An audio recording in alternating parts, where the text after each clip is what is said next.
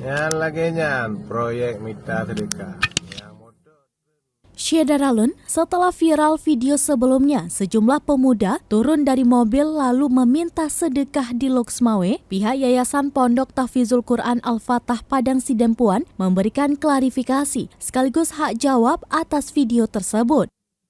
Yayasan Pondok Tahfizul Quran Al-Fatah Padang Sidempuan mengaku para pemuda yang turun dari mobil, ganti baju koko hingga bagi tugas minta sedekah di Loksmawe merupakan benar pihaknya. Yayasan tersebut beralamatkan di Jalan Sultan Maujalu Melati Seberang atau Melsep Kelurahan Sidangkal, Kecamatan Padang Sidempuan Selatan, Kota Sidempuan, Sumatera Utara.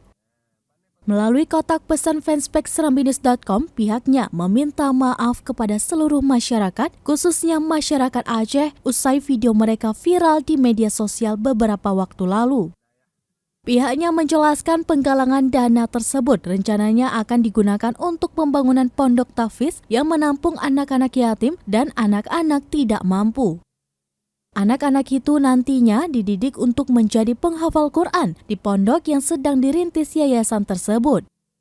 Dalam klarifikasi tersebut, pihaknya juga melampirkan surat pengesahan pendirian berbadan hukum dari Kementerian Hukum dan Hak Asasi Manusia atau Kemenkumham.